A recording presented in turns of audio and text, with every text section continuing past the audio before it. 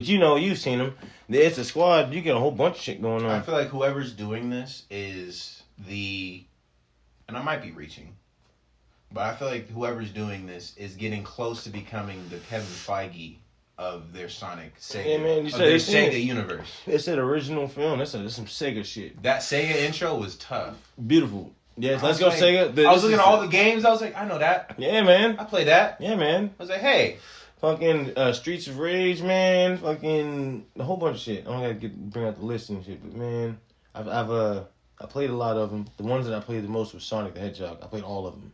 Like I played that, and I don't remember what it's called, but some racing game where you were just driving this car and like you couldn't crash or you blow up. Yes, like sir. You just, and like out of nowhere, nothing is in front of you, but like a car will just come up on the racetrack. You know what I'm talking about? Mm-hmm, that car will just come up on the racetrack. You got to dodge that shit. Mm-hmm. I loved it, but I hated that game. Yeah, you hit anything, you're gonna blow up immediately. There's no accidents. Immediate blow up. No, there is no turnarounds or spin outs. You hit them and you lost life. Nope. There is no life. It's one. YOLO. You're driving that racetrack or not. You ready for this? Because you could fucking die. Death race. Yeah. Fuck yeah. My final prediction is Sonic 2 is better than Morbius. For sure. Only because Morbius' story, and I'm going to keep saying it, their storyline was terrible. I still feel like they should have went with him. The trailer even made it seem like he was struggling with killing. Like there was a part where Morbius was talking to Tyrese. I don't even know the dude's name in the movie. Yeah, but Morbius was talking to Tyrese, and he was like, "You're a doctor. You're not a killer." I remember that exact line in the trailer, and I was like, "Oh yeah, he's struggling to kill people. This movie is going to be tough." And then out of nowhere, they just said, "You know what? Let's go a different route. Let's go with the." Nah. I was like, "What?" Instead, we got this struggle with relationships instead of the struggle of mortality. Not even that. You know it's more of a struggle. It's not even a struggle. He's just trying to stop his friend from expressing. They're trying to get the rest of his this shit out to everybody else that has this disease. Like Pretty much. He wanted to stop the disease, and his friend wanted to continue it, and this and that. And he didn't. He wasn't going to stop him from living. But he was like, "We're gods, man. We can do what we want." And he was stopping him. I was just like, "Bro, no. Like, this is not. Can't do what we want, no, man. Nigga, you should have. Like, they're having these people look like a hero, and then at the end of it, be a bad guy. That makes no sense. Yeah, man. It just that makes no sense. It's a movie about a bad guy, and you try to get sympathy for a bad guy, and it's difficult to do. With the way that the story is already. Somebody with my information, I'm looking at this like, what are y'all doing? Yeah, I'm waiting y'all need to have this vampire ass nigga out here looking at all these people like, I can eat you and get the power that I need to do something, but I can't. So now I got to use these canes. But just one bite. Excuse me, sir. Can you help? The only struggle, you know what I'm saying? The only struggle I can remember was him trying not to bite old girl, and then he ended up biting her anyway. That's the only thing I can remember.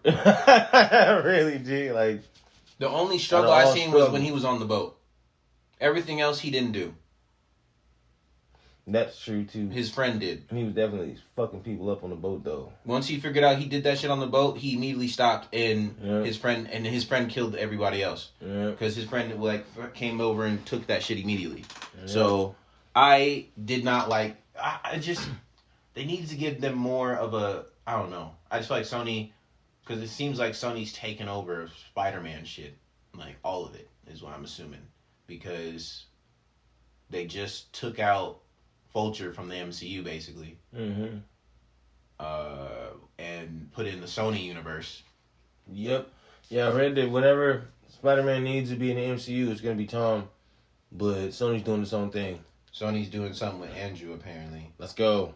That's good. Old man Toby should be. They're saying that Morbius is in Andrew's fucking universe, good. Which I guess is cool, but again, all I'm saying is these bandwagon niggas are irritating, and the only reason that these movies are coming out are for said bandwagon niggas.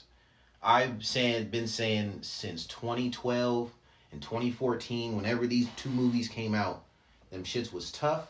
And you gotta continue with it because of the fact of they were great movies, but I was not a fan of the Toby series because they didn't go with comics. Everything they read, it's like they read the comics and everything on the opposite. Like, Gwen was the opposite. Fucking Mary Jane was the complete opposite. Fucking Peter was technically the opposite. Fucking he rarely did anything scientific in any three of those movies. Rarely.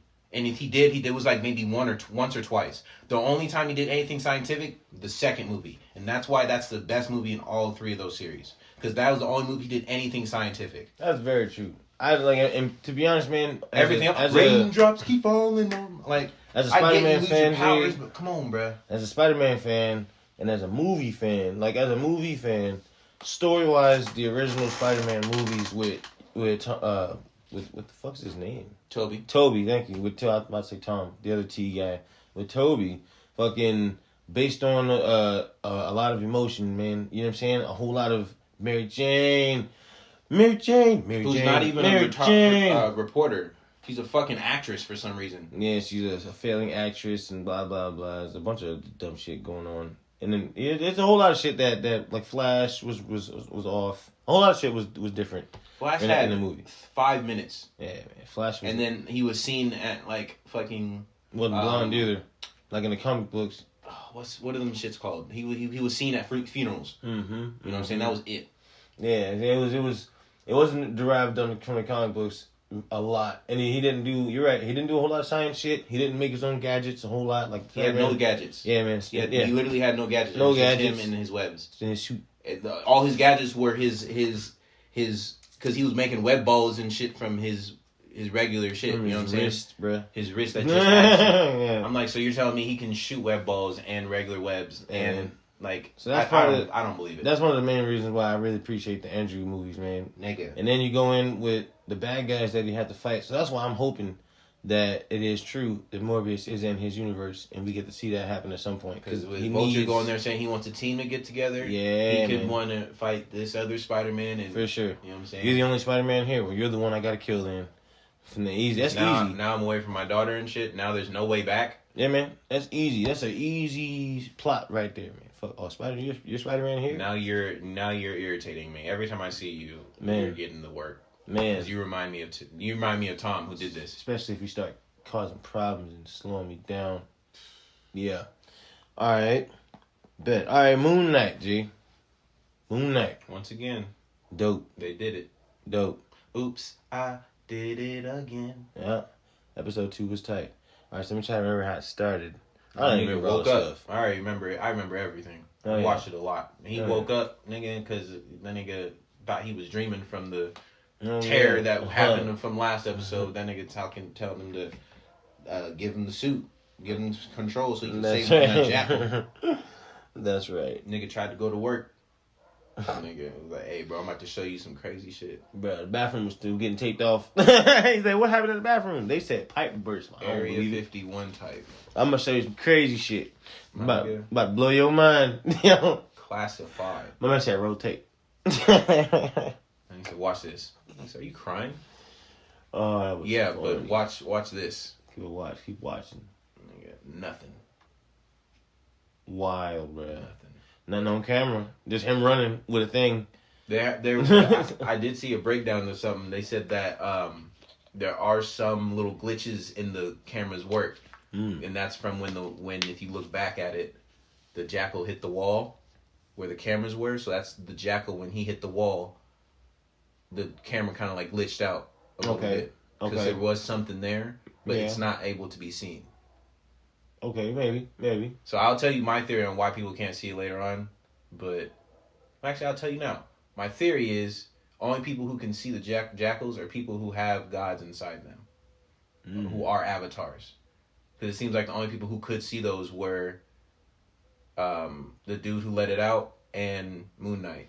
Everybody else around them couldn't see it, but the people who were believers know obviously what comes out. I believe. Yeah, I don't know if because I have heard some theories that people are saying that it's only people who believe and yada yada yada. I don't believe that because you're telling me that Layla doesn't believe, but yet Khonshu wants her as an avatar. That doesn't make any sense. And yet she's been searching for all this stuff with Mark Spector for all these years, as a wife.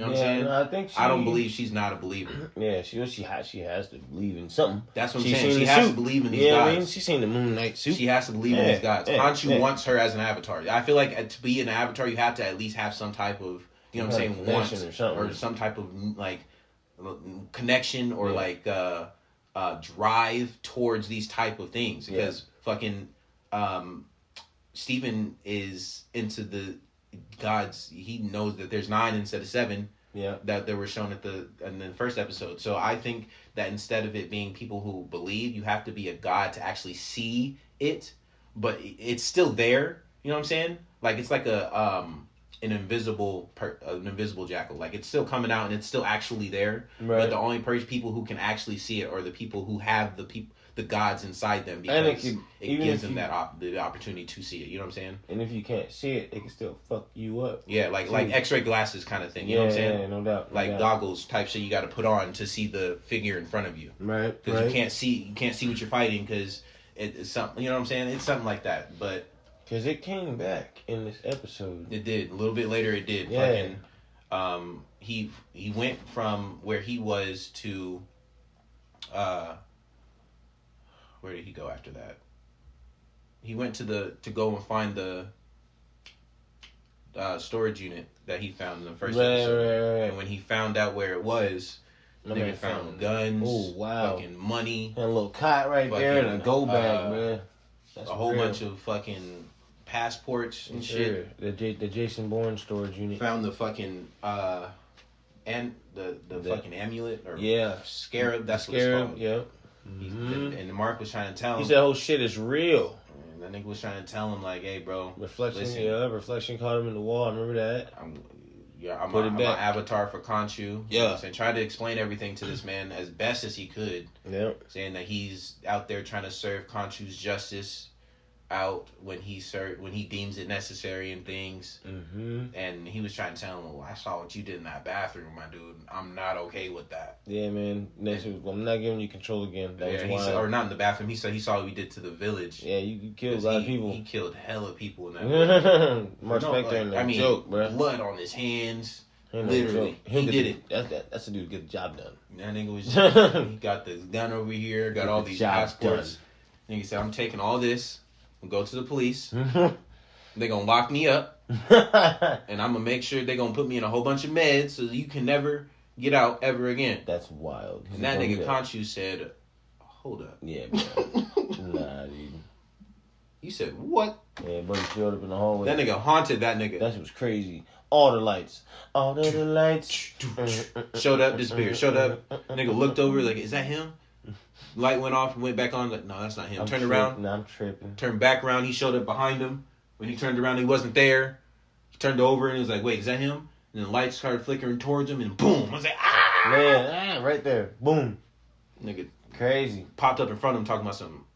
Put that shit back, you fool. You fool. Fool. My quick theory about episode 1, when he was in the elevator. And he went from the 5th, when he was having that same thing in the elevator, when he went to the 3rd floor, I think all that was in his head. So I think that when he went to the 3rd floor, he didn't really go to the 3rd floor. Like the thing was on the ground. I think the elevator was still going to the ground floor when the thing opened, but we were in his head. And that 3rd floor is the floor where his regular is with him, Mark, and then the other personality that we still haven't met. Because I think that personality is the one who asked that girl out. Because if you remember from the episode 1, that girl who we think Mark asked that girl out. But from learning from this episode, Mark really loves Layla. Because he left his whole life with her to make sure she didn't become and had anything to do with Khonshu. That's true. Yeah. So why would he want to ask some girl out for him? Yeah, it's gotta be the playboy in there. I think it's the other personality that asked her out to the stake. No doubt. You know what I'm saying? That's my theory for the first episode. Best steak in town. And that was why he went to that 3rd level. That was in his head. That was with those 3 personalities and where they live. Some more Inception shit. When he went to the 2nd level, it was because of him and Khonshu. That shit like Inception. And that's when Khonshu was able to come to him. But then when he woke up, he was on ground floor. You know what I'm saying? Because the lady was coming in with a whole bunch of bags, going to see somebody else. Yeah, that's right. He was already on the ground floor when the thing opened. The last time when Conchi was coming, he had to have been on the ground floor because lady was coming in with bags going to the fifth, back up to the fifth. Mm-hmm. So that's my theory for